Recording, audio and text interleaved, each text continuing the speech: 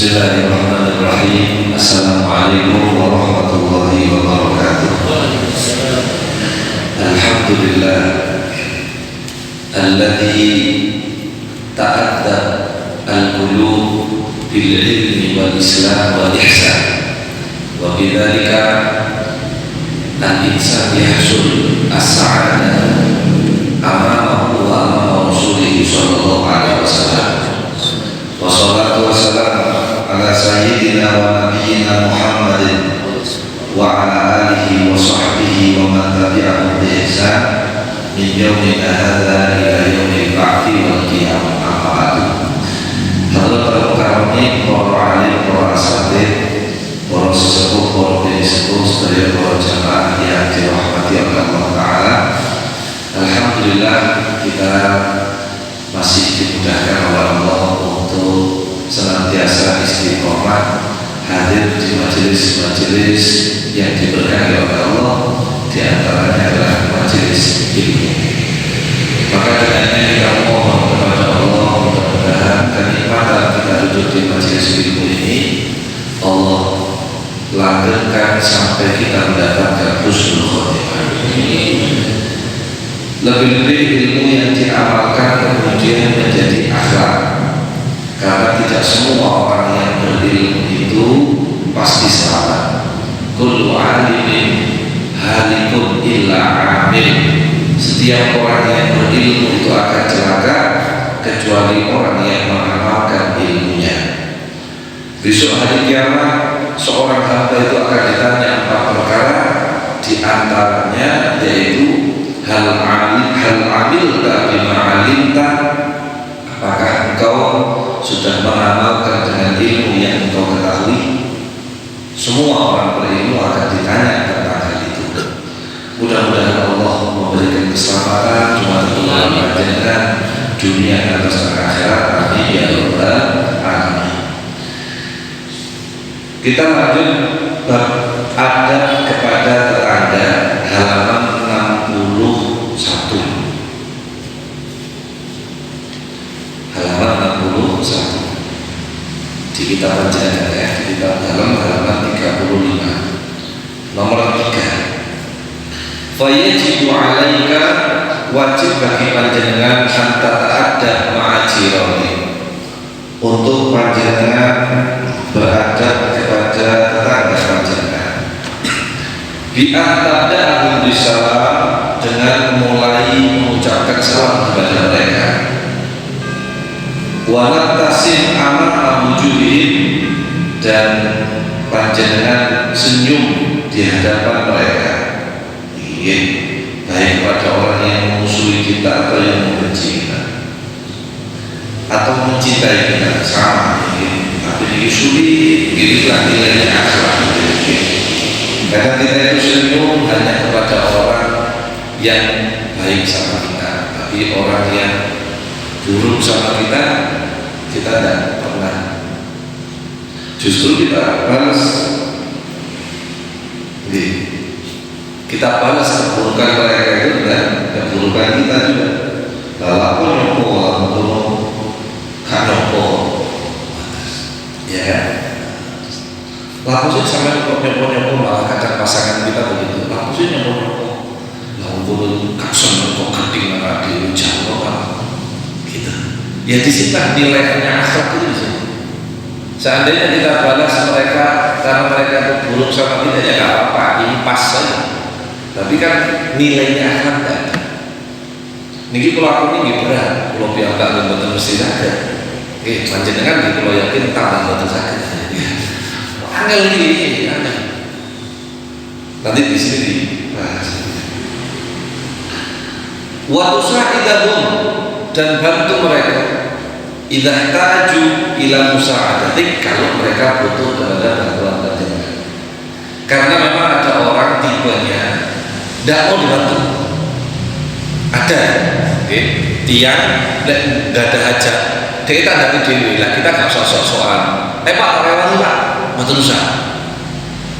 Kalau mereka minta bantuan, ya kita bantu. Seperti apa? Contoh Pak Masro bantu contohnya.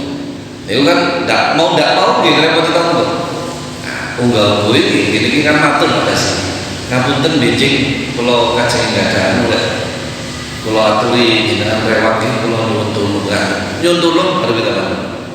Karena ada orang yang bukan tipenya itu suka dibantu. Ada ya? Ada. Ada Gus ya?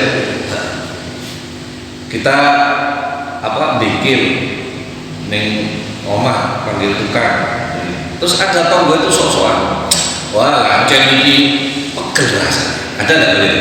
Nah, jadi kita jadi tonggonya orang itu juga harus paham. Wah, apa? Nopo mobilnya semoga-moga nggak api ngono-ngono wis. Gak usah ini, lanjut sampai itu boleh sepeda. Sekarang mau mobil kok ngono ya, nggak usah ya, pantas lah, malah pegel loh. Nggak usah. No? Tambah panas. Jadi ada yang tipe orang memang tidak mau kita bantu dan kita harus sadar bukan usah sombong aku dibantu kamu. Oke. Saya aja pernah hadirin, saya ini pernah. Jadi ceritanya gini, ada salah satu jamaah dalam ini yang dia ini kayak kejinan gitu, nggak tahu dikirimi orang atau apa, pokoknya modelnya kalau nggak sadar benar. Nah, yang suaminya jamaah pengajian dalam, kemudian saya ini kok lama nggak lihat beliau, terus ketemu panjangan terkundi kalau sakit bisa tuh nopo nyata modelnya kok kalau betul dokter kok pancen akhirnya ABE nonton nanti ABE kalau ini sok-sokan mandi itu nopo ya akhirnya nopo coba dari analisa kan ketinggal Pak, orang wajahnya gini tuh ketinggal. Itu saya datang sudah melorok ya, sudah saya matur sama orangnya apa niki kalau maos boten napa-napa ndak apa usah baca lha ketepaan iki kudu wong melarat lho Kak, boten wong sing iku sugih asli ini. Saya betul-betul berusaha, saya nggak minta gaji, nggak minta dibayar, saya lillahi ta'ala mulu. Mau saya baca roti, saya baca ini yang saya tahu, namun terus saya taruh di air, diminum tenang. Semalam enak, tidur enak, buat keluar sul biasa, nggak ada gak nyuwuk keluarin boten. Subhanallah di WA. Ustaz terima kasih, istri saya sudah tenang. Oh, alhamdulillah. 2 hari lagi kumat lagi. Nah ini salahnya saya di sini. Tanpa menawarkan, saya, kita balik belum mereka. Nah ini mulai kepingin oleh gaji ini. Nah saya datang ke sana. Ya baca lagi, ya kayak gitu, tenang lagi. 2 hari lagi, gitu lagi. Setiap 2 hari lagi ke situ saya. Sampai akhirnya jadwal dalam ini mulai padat, ada acara undangan ronor ini. Akhirnya hampir seminggu saya nggak kesana. Nggak tahu wis.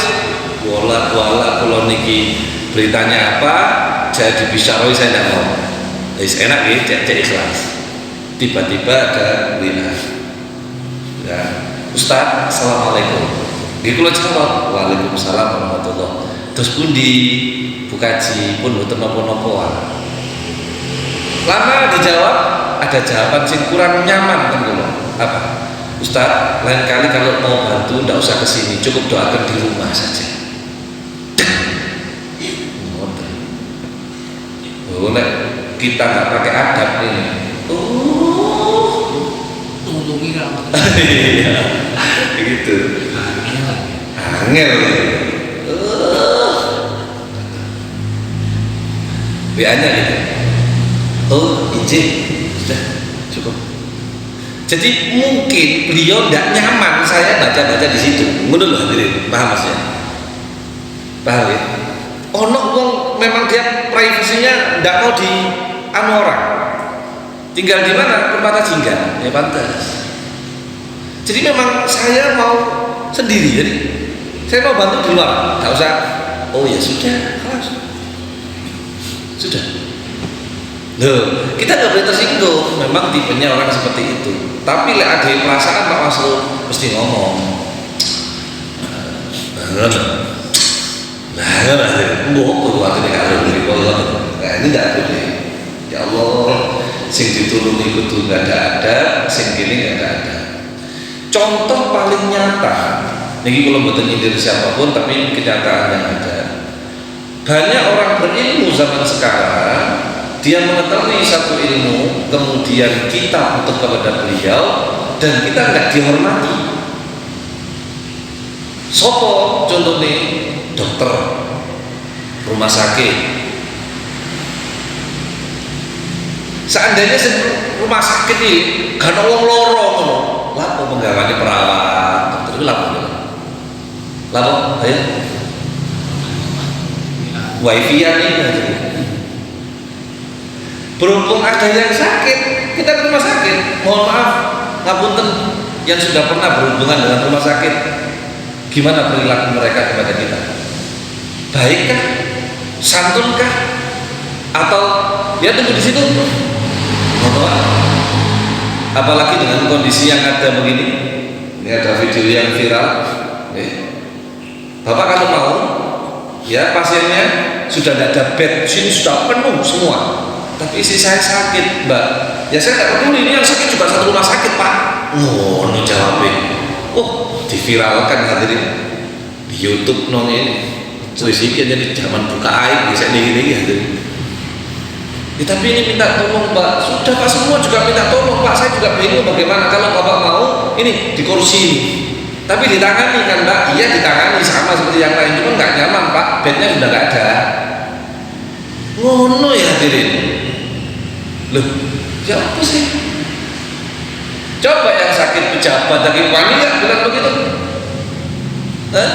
Sing loro bojone menteri berani nggak bilang begitu? Berhubung kita rakyat, Pak. Ngono Pak Mas. Loh, seandainya kita tahu ilmu kesehatan, saya jenengan ngerti ilmu, dokter ngerti obat, adewe ngerti. Lah apa rumah sakit? Betul? Belum adewe gak ngerti ilmu ni loro, terus aja berhubung ono wong iki gak ngerti ilmu ni loro, terus loro perobatan rumah sakit kayak opo kok gitu. Nah, ini sudah contoh orang meninggalkan adab.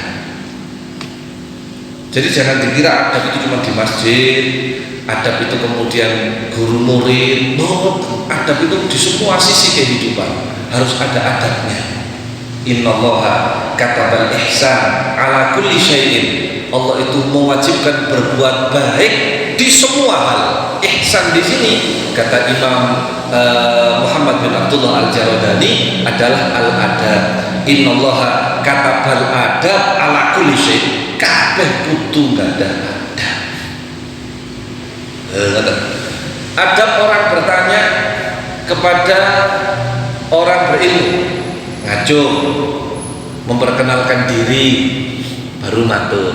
Saya punya masalah Ustaz, begini. Terus pundi menurut panjenengan, mugi-mugi panjenengan dibarengi barokah. Itu ada aturan nih, mau takon, memperkenalkan diri, menyampaikan pertanyaannya, kemudian mendoakan orang yang ditanya. Jadi lah betul, Ustaz, terus pundi hukumnya kalau sholat terus kentut, batal loh, betul? Langsung ngono ya jadi. Mentolo si penanya yang ditanya jawab aja.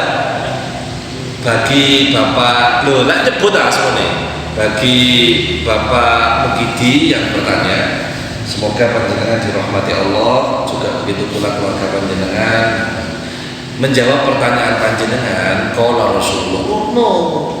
Jadi antara yang tanya legowo, sing ditakoni legowo kak. Mangke aku lha anu ya Mas. Lho nek dadi gurung takon wis kabeh nyau-nyau. Gawe iki karambola. Jadi ada. Innallaha katabal adab ala kulli syai'. Termasuk adab kita bertetangga. Di tempat Halem ini pernah depan rumah saya persis ada orang kontrak, itu ada KDRT. Paham ya? KDRT itu yang istri sampai teriak-teriak. Pelayon, ya kok tempat omahe ombo ki. Tuk maghrib.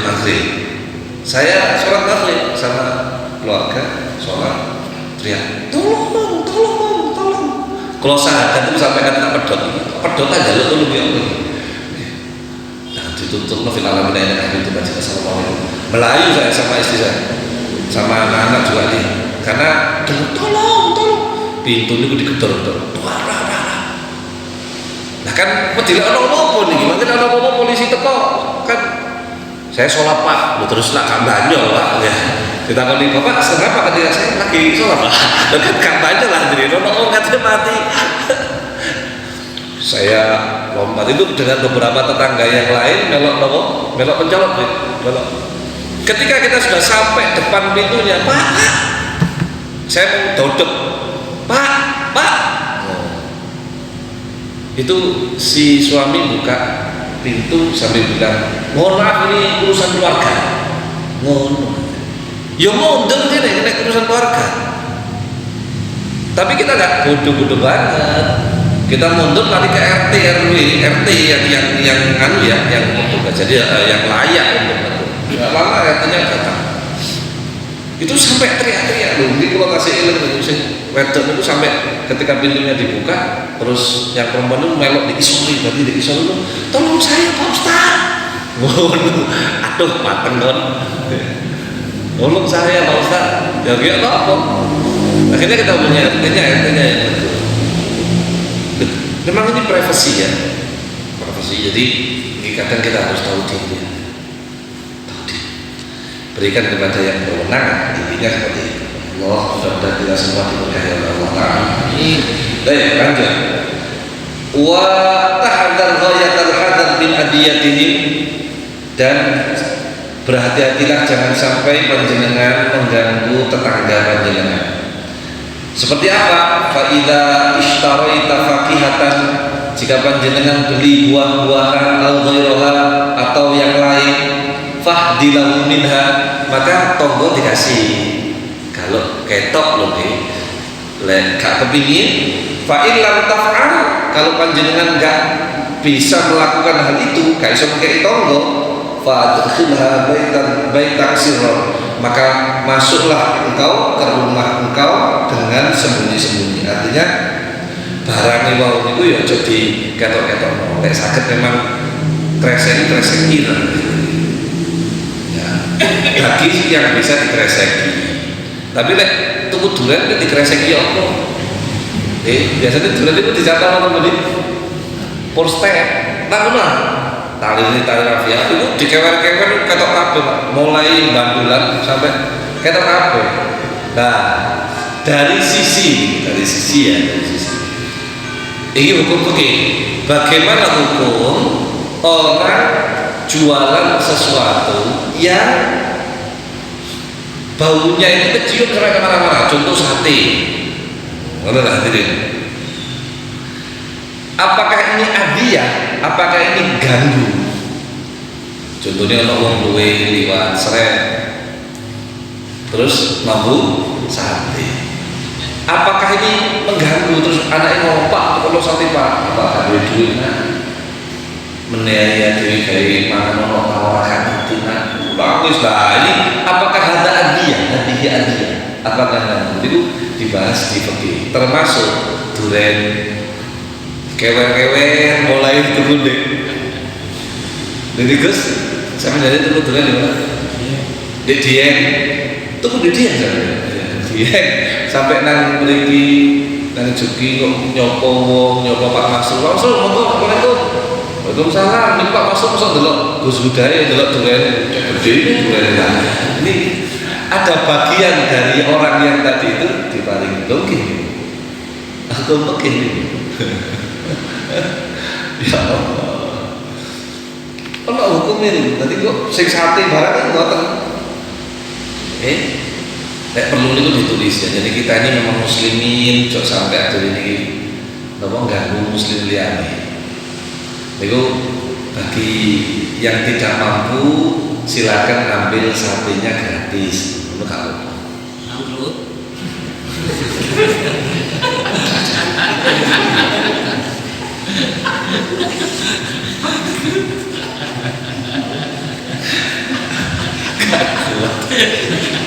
Ya contoh sate itu nih, kukut modalnya katut. Ya Rabbana. Li'annahu fihi adiyah, tetap ono ganggunya. Sebagaimana orang yang bikin pabrik kemudian limbahnya ada adiyah. Limbahnya ganggu, harus ada kompensasi gitu maksudnya. Gandum, rokok, bakune atau truk liwat kampung, kompensasinya apa? Supaya gugur kewajiban fikihnya gak adiyah. Napa saya ingin ditulis sekarang nih? Pickup dan barang material tidak boleh masuk itu. Ternyata apa? Ganggu. Di Ponagong kita punya tempat itu, truk biasanya keluar masuk gara-gara nanu pari niku nek supaya panen, tapi niku sampai jegelno gorong-goronge apa? Iya, got sing gawean niku jebol. Terus ya cuek ae wong. Padahal ini kan ganggu, artinya ayo kok golek wong kuno banjir, amber banjir terus yo nopo. Nah, ini harus ada kompensasi begitu pula orang jualan. Terus kalau Pak Masrul nopo saya nggak tahu. Kata dia itu memang konsekuensinya. Gitu. Baik. Itu panjang nanti bahasannya. Seperti kita minyak wangian. Minyak wangi ini kayak teko omah, teko ini mau wangi, tidak dianjurkan ngasih. Tapi kalau ketok kanan kiri dikasih. Memang mereka hadiah ganggu. Kok tidak diri? Oh itu hadiah ganggu sebelah ini. Oh wangi dewi tata sebelahan. Oke? Ada ilmunya, mudah-mudahan kita sampai kepada itu. Apalagi ini tonggo. Kita punya sesuatu, ya bagilah bersama mereka. Kalau tidak, maka masukkan sembunyi. Wala tughidhu biha. Jangan kamu membuat mereka marah dengan itu. Wala tughidhi biqitari kidrik. Bahkan jangan ganggu tetanggamu dengan bau masakanmu. Artinya, illa antaghrifa lahu minha, kecuali panjenengan mengambilkan dari masakan panjenengan untuk mereka, itu boleh, nggak apa-apa. Ini kok gugurno kewajiban seperti ini kok luar biasa. Ini jenis angel, angel. Pada contoh sebelumnya saya lupa kapan itu seperti hall ini, ya ngapunten sangat kita teliti dari soal hall itu baik. Apa yang dibaca maulid, apa yang dilaksanakan memperingati haulnya para wali, saya angsal barokah, saya betul. Tapi perhatikan sisi-sisi yang lain. Tonggo paling jalan, kasih jalan. Tidak bisa Ustaz, aksesnya tutup semua. Maka kasih kompensasi tonggo sing biasanya toko buka tutup gara-gara wonten hall. Lo iya, bukan saya loh. Habib Anis Solo seperti itu Pak. Silakan panjenengan datang ke hall Solo. Itu Habib Anis, zaman Habib Anis masih kesan. Toko-toko tutup dipahami sama Habib. Minta maaf, ditawari panjenengan mau ke saya ganti. Udah Habib sudah biasa. Tiap tahun sampai toko Cino didatangi sama Habib Anis.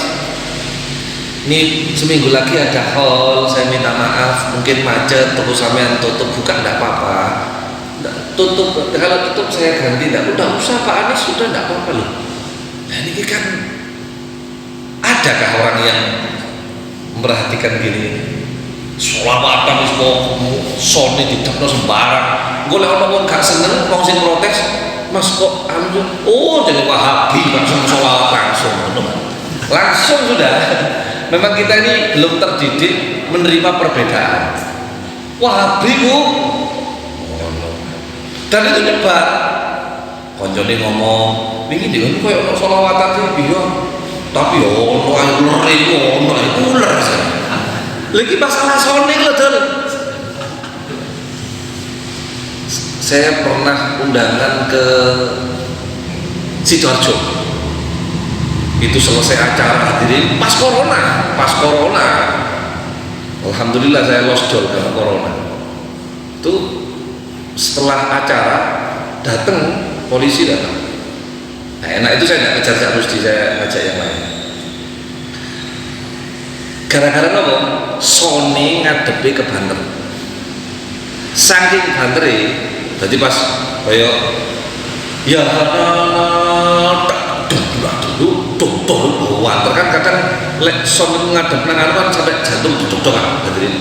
Niku manuk kurungane itu sampai ambrol. Manuk ucul. Sing duwe omah gak trimo manuk ucul iki, manuk larang ku. Manuk apa to? Pokoke regane ku 15 juta. Oh, gak trimo. Telepon polisi, Pak. Dateng polisi. Kula pas ramata-ramata, waduh, niku rawon rasa kripik, Pak. Gak enak. Sing iki panitia diamuk polisi, lapor itu. Ya Allah, kula namung mikirnya tadi. Ini acara baik, tapi karena mungkin kurang ditoto, kurang konfirmasi, kurang kerjasama dan sebagainya, akhirnya tampak buruk. Satu. Yang kedua, kita nggak menafikan majelis maulid itu hanya majelis barokah.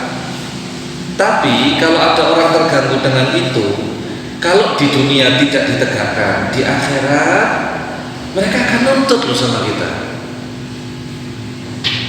Lalu ditimbang dialungan lah. Beberapa kali saya bikin acara sholawatan, saya selalu tanya, kasih jalan ya. Pun saat bikin nopo jadi pulau pun justru kayak no jalan. Soalnya kok gak ngerti. Pas tengah-tengah sholawatan ono wong loro, kate metu angel akhirnya si loro ngumpet. Lek loro tambah parah ya apa lek mati ya apa lu kita bisa dihitung membunuh hadirin. Hah? Sampai ada gini, ono wong bangun jembatan dana 50 juta, sing lebu 15 juta, sing 35 rakyat zalim. Dosa apa ora? Dosa. Dosa apa korupsi? Enggak. Dosa mateni wong. Sampai hukum fikih nggih. Lho kok iso sih? Dana 50 juta dianggarkan 50 juta itu kan dengan perkiraan bahan yang kuat, setuju ya? Lah kok 15 juta dadine sing 30 dikorupsi. Lho kok lek ana wong liwat kono mati piye? Ambruk, ana banjir gede piye? Maka kalau ini jadi kudu hukum korupsi tok mboten hukum mateni wong niku. Bagaimana kalau nanti kekuatannya ini ternyata kudune 10 tahun mek kari 2 tahun. Duh, bahaya ini. Segitunya ya, kita nggak pernah mikir seperti itu. Nah, maka balik-balik adiyah mengganggu orang ini. Dawuhipun Kanjeng Nabi Muhammad SAW, kullu dzambin yughfar, setiap dosa itu diampuni, illa dzambun baina bani Adam, kecuali dosa antara manusia. Ini gak bisa selesai kecuali diselesaikan besok di akhirat. Medeni sudah. Muga-muga sedaya paling selamat ya Allah. Nek dosane awake dhewe nang Gusti Allah mboten istighfar, amal sing saleh, sedekah sing akeh, ya. Kula janji nang Gus Huda contoh. Saya tidak tepati, saya tidak minta maaf. Betul dosa, besok nuntut. Ini nanti janji Dargombes ini nanti janji terus kalau ustaz ada lepas semua itu dolim ini ya Allah nuntut belum. Dan orang yang pertama kali nuntut kita dalam hadis Rasulullah SAW, awwalu ma yata'allaqu bihi rajulu yaumal qiyamah ahlun wa auladuh. Orang yang pertama kali nuntut kita di hadapan Allah anak dan istri kita. Nah, ini wonten cerita nih, wonten awalnya kenapa mudhun hadis ini. Jadi seandainya seorang suami dia ini kerja, kemudian di tempat kerjanya dia ini dapat makanan, ini butuh jatah dhewe, keluarganya butuh oleh bisa kaya ngono. Gampangan ini, lek kula niki nang tahlilan mangan dhewe, mulai berkata apa dhewe. Soalnya anak kula, bojo kula mereka kalau tidak mereka nuntut doa ya tapi ini malah gue bapakku akhirat loh nih. Oh gak ngomong dunia loh, gak ngomong dunia loh. Kayak kita jadi bapak beli baju baru bagus, anak kita kelambine ngelembreng kabeh. Kira-kira ya dong, sing protes apa? Mae, kelambimu kok apik dhewe. Delok nih, kaos anakmu sampai kewer-kewer ngono. Ngono. Dituntut, besok dia mau kira begitu aja. Cakep. Dadi wong lanang iki berat. Mana cepet tuwek nang mate anak akeh rondo ning kene. Soale napa? Gini kok. Mana lek sing jomblo-jomblo ya awetno. Jangan coba-coba ya. Baik, lanjut. Karena fil hadis sebagaimana di dalam hadis disebutkan ma'ama nabi man bata syab'ana wa jarhu ja'i ila jambihi wa huwa ya'lam. Tidak termasuk orang yang beriman kepadaku orang yang dia tidur man bata, orang yang tidur syab'ana dalam keadaan kenyang wa jarhu ja'i dan tetangganya lapar ila jambihi di sisinya wa huwa ya'lam dan dia ini tahu. Nah, hadis ini di dalam syarahnya itu banyak hal. Gini contoh, kita nih malam nih makan, contohnya habis ini dari pengajian ini terus dengan wangsul sampai rumah makan, sudah mau tidur tonggonya awake dhewe, tonggo jangan dibayangkan tonggo langsung nemplek omah, betul sing di omah itu ya jenenge tonggo. Anak sampai mau luwe pak wis sempetan meniai ada bikin kenyang, anak kita lapar. Ini dikatakan malam itu jenengan tidak beriman kepada Nabi Muhammad. Sampai romo TikTok itu sampai romo. Lo anak itu butuh tonggo mana lo itu dagingnya sampai luwe ya betul golek. Kenapa sampai begitu Ustaz? Kan tadi anak saya juga sudah makan sama saya, tapi sekarang lapar lagi, kan bukan salah saya. Nah, coba pikirkan. Anak sampean baru nyebut gawe. Ketika dia ini lapar, terus sampean tidur, lalu si anak harus memenuhi rasa laparnya. Misalkan si anak tadi itu mencuri, dosane sampean oleh. Lapo kon jane anak menuhi. Mending kita jadi bapak, sebentar Pak, sampean njaluk apa? Terang bulan Pak. Ya, sing tengno. Bismillah. Berangkat. Larang Ustaz, duit orang nutut itu kok separuh gak oleh Ustaz, itulah sampean itulah sampean loh, ini ada ceritanya karena begini gak jadi ngadu ya kalau jadi no, cuma pengalaman kalau tua ya.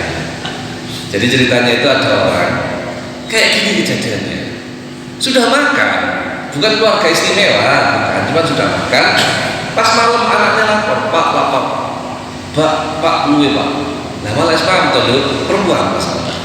Iya, ya sik. Ngitung duit 18.000. Terang bulan apa 18.000? Ayo, terang bulan nih. Ya terang bulan kok bunter kan apa nih? Duit tak itu gak ada ya sih kok. Original. Adonan itu kan mikirnya kita begitu. Sudah dia keluar. Dia baca Bismillahirrahmanirrahim. Keluar ning dalan donga, ya Allah nek niki kula belanja menawa kula nyebut mboten wonten tapi kula niki lak menawi kewajiban lha wong anak niki kula amanah. Orangnya itu kita sama saya seperti itu, anak niki kula amanah saing panjenengan, lek anak kula wae mangan haram kula sing dosa lho ya Allah. Kula nek duit 18.000 itu wis sepedahan nek ngomong dhewe ngono kok gendeng ngoten lho. Nek duit 18.000 niki terang bulan gak ono sing 18.000 ya Allah. Saya berhentilah dia.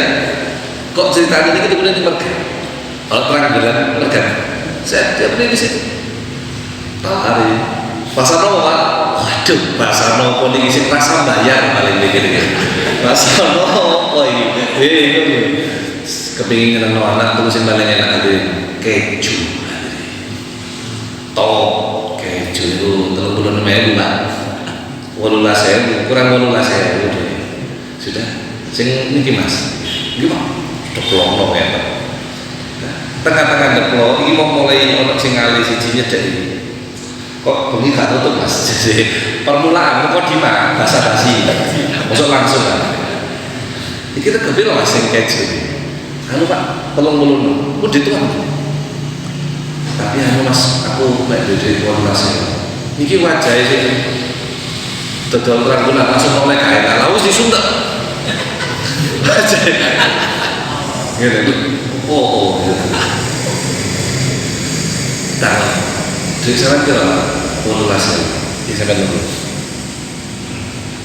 Kocok di kota saya tiket nomor tak tiket nomor selesai ketika ada soal kembali ini di badan berusaha jenengan ini ngilingaken pulau sini duwe martabak sekali di anu warga itu saya dulu juga orang nggak punya kayak sampean dulu saya kepingin punya martabak bisa kok martabak duit pulau persis kayak sampean mau luas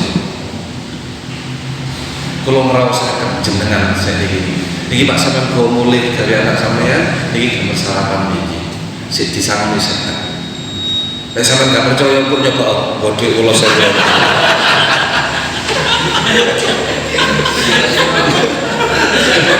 Tapi jame dibagi nggih. Ojo parakan grudukan rono, ngono bocah itu kok kula. Allah ya'lam kha'inatal a'yun wa ma tukhfi sudur. Allah itu mengerti apa yang di dalam hati kita tahu semua. Luar biasa. Ya Allah, ya Allah. Ayo. Niku cara syukur niku. Waduh, semungkin sampai nangis. Alhamdulillah. Dadi mulai ana loro. Ya terang bulan rasa keju nggih, martabak sing sangone 50.000. Jadi kita nggak usah malu kalau kita ini miskin. Terakhir penutup majelis kita yang barokah tentang hukum kita bertetangga masih berkaitan dengan ini. Tidak beriman seseorang yang dia ini tidur dalam keadaan kenyang dan dia mengetahui tetangganya lapar. Ini yang jadi. Kalau ini nggak ada konco, yang sugih. Ya panjenengan juga teman saya termasuk sing sugih juga. Cuman ini yang saya tahu ya, yang saya tahu. Niku sedekah niku setiap 3 bulan itu 500 jutaan Mbak. Bangun masjid sana, bantu pondok sana, yatim piatu sana, anu sana. Dan suatu saat niku lek teng griya nggih, dolen teng griya niku nawarine niku sing bois. Mobilnya gak gede Ustaz. Mboten. Aksesoris wis mboten usah. Gitu saya, enggak mau saya. Tapi wong koyo ngene niki gurung mesti mlebu swarga dhisik. Kudu masalah 500 juta lho hadirin. Karena dia membantu 500 juta itu bukan untuk sesuatu yang dramatis. Kudu drama Korea, kudu FTV. Gak nyantol ya? Oke. Itu sisi yang lain. Saya punya teman kaya kayak begitu. Saya punya jamaah miskin banyak. Lah wong melarat itu kadang-kadang utang karena pengen nyelametno nyawa nih. Contoh, Mufid gak ada duit. Contoh. Iku utang nang padha melarate gak mungkin sing nang Pak Misdi kalah nih ta. Ya nyilini nang Cak Misdi padha-padha. Iya jelas ae melarat ngono lho. Padha sak level lah ya. Ngomong nang Cak Misdi. Cak, ana 50.000 lah. Ana 50.000 lah. Yo, apa anu? Iya dah, iki ya apa iki meneh gawe tuku susune anakku gak ono.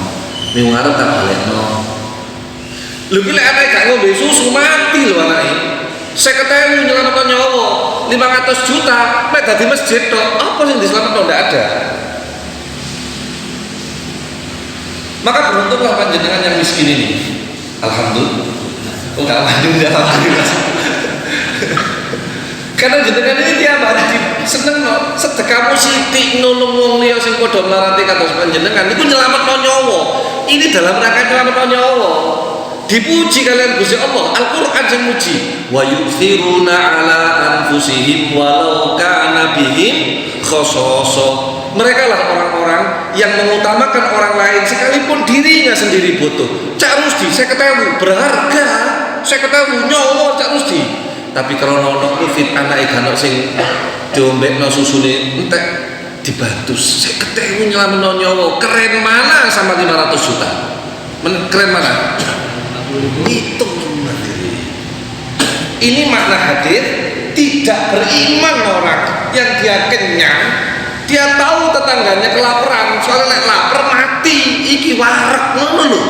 Senajan sedekah nanti tonggo luwe mati lho iki gak nyelametno nyawa kon iki gitulah dari TikToknya di sana.